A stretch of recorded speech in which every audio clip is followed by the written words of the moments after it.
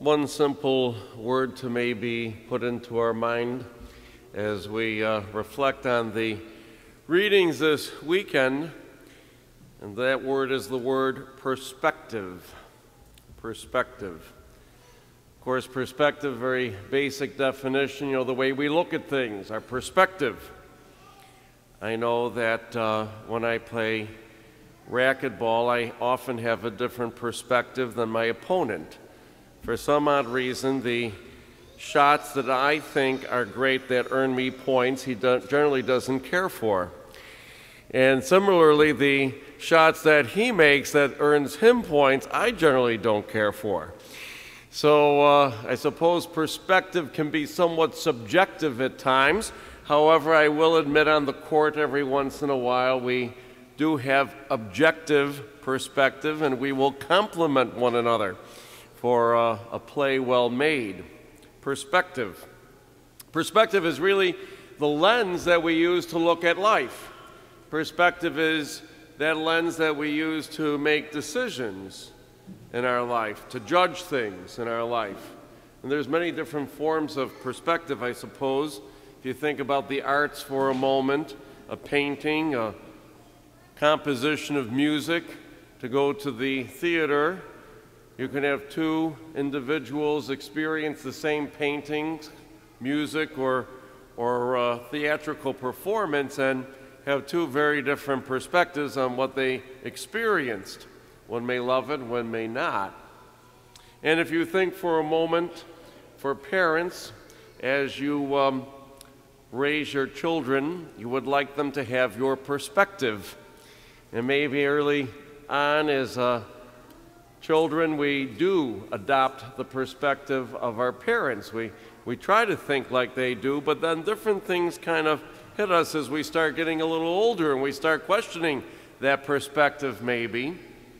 We can have political perspectives and liberal and conservative perspectives. We can have a religious perspective. We can have a relativistic perspective. We can have a secular perspective. The list goes on. There's many types of perspectives that bombard us in our lives. So if you take all of that to the readings, this idea of perspective is really what is being discussed in the readings today. First reading, prophet Isaiah, God speaks through Isaiah very clearly. My ways are above your ways. I think differently than you. My thoughts are higher than your thoughts. Isaiah is calling the people to think like God. And of course, we come here each and every Sunday. Why? Because we realize there are many different perspectives that bombard us to try to form the way that we think. We come here. Why? Well, we want to think like God. That's why we come here, to have the Lord's perspective on life.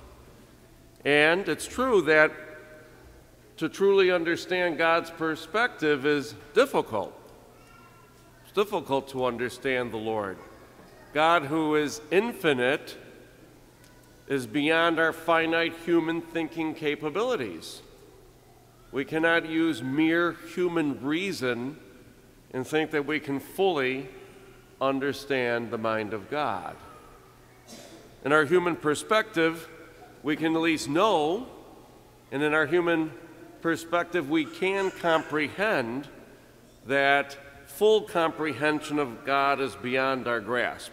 That much we can understand, that we can never fully understand the Lord, no matter how hard we try. And this is an interesting thought because I know my life, I'm sure yours too, at times you enter into conversations with individuals who may have a perspective other than that of a godly perspective, a perspective other than a scriptural perspective, and they will try to use human reason to convince us that God is wrong. It's a very interesting conversation to always have. When we bring our religious perspective on an issue into a direct conflict with some other perspective on the same issue, we can often enter into debate. Those moments we have to remember that if God is really infinite, and if we are really finite, we have to remember that there is a cognitive gap, there's a thinking gap between the way God thinks and ourselves. Our perspective and reality as human beings is different than God's. And that's what Isaiah is trying to remind us today. Today's reading from Isaiah is not just a philosophical argument about perspective, but rather calling us to see divine action. Isaiah is trying to help us have that perspective of God, to understand what? God's mercy, to understand that call to change. And no doubt as parents and grandparents, we always call our children, our grandchildren to change, to form their perspective on life. God's mercy is what? A future promise. We hear very clearly the future experience where the poor, the hungry, the thirsty will become changed. They'll be provided for by God Himself at a banquet table, much like the covenant we have with Christ, the permanent covenant of the Eucharist. In that covenant, God provides for us all. Isaiah is calling really all those who rebel against God and God's perspective to reverse their way of thinking, to reverse the direction of their life, and to return to God and to His divine perspective. That is what Isaiah is telling the people then, and as well as you and me today. Our human perspective, if you think about it for a moment, is kind of a quid pro quo, a tit-for-tat perspective as human beings. As human beings, the phrase, I don't get angry, I get even. You know, that often is the way we look at things as human beings, which is a very different perspective than God's call of forgiveness and mercy. So maybe a simple question to ponder is, does your human perspective of God include an understanding, an experience of God's mercy and forgiveness? Is that how you try to live life rather than in the sense of revenge or quid pro quo? Our revenge perspective is really transcended by God's logic of mercy and forgiveness. That's what Isaiah is calling us to.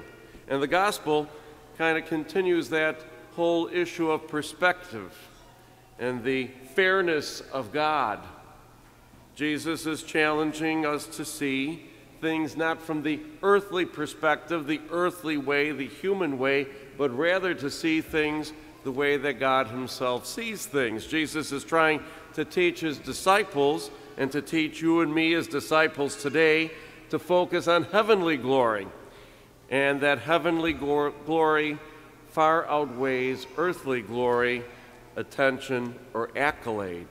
Human perspective looks really for that personal accolade in the world today, personal attention to be acknowledged, whereas God's perspective focuses on eternal salvation.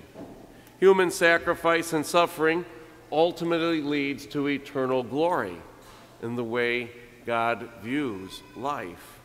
St. Paul in the second reading today also reminds us in a very simple way how often we can get hung up on earthly things.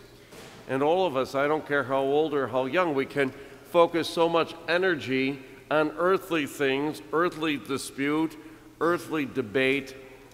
We can get so hung up on that we forget to focus on eternal salvation. We see that the Lord, in the call of prayer, is to allow our prayer to transform our mind, our heart, to be like God, to have His perspective. That's also what Paul is calling us to in that second reading. And there's many thoughts about that gospel today. You know, the basic teaching, though, is God's perspective is different than ours. Regardless of when a person seeks their identity with God, walking with Him, we have a chance to know the Lord's love and mercy. In the gospel today, we have God's perspective. We have, in human ways, looking at the injustice of the gospel, In the human way, as the workers of the day, they thought, well, it's not just. These people only worked 1 hour, get the same pay that we did, working all day in the burning heat, toiling. But the landowner, the figure of God, says, I've done you no injustice. Did we not agree for the same daily wage? Take what is yours and go. Are you simply jealous that I'm generous? And we see God's mercy present therein, because for the daily laborer needed to work each and every day because they earned just enough each and every day to provide for themselves and their family. It was true mercy of that landowner to give a full day's wage to someone who would have gone home with an hour of wage and not be able to feed their family. Parable is really to open our eyes ultimately to God's mercy and God's non-comprehensible love. No matter how hard we try, we cannot understand perfectly the love of the Father. And it's really a call of conversion for all of us to think more like the merciful, loving God. That's really what the gospel's about. And even though their argument, you could really say in human ways, is valid, that we've worked hard, we deserve more. In human way of thinking, we can see the validity of their argument. However, their anger towards the landowner is not justified, because simply they are receiving what was agreed. We all enjoy that promise of salvation. And for those of us who have been part of the faith and living the life of faith from the time we were very little children to now, through the course of our whole life, or someone who has just come to faith in the latter stages of life, we're all entitled, and we all receive in God's mercy and love that gift of eternal salvation. So we need to look at the way that we treat one another, particularly in the eyes of faith, and never to begrudge a newcomer to faith, a newcomer to perhaps parish community, or as we start to work together as a family of parishes, not to begrudge one another, but rather to see each other as equal and sharing the same fulfillment given by God. And so, what is it that we hope for? And what is it that fuels that? Ultimately, it's joy.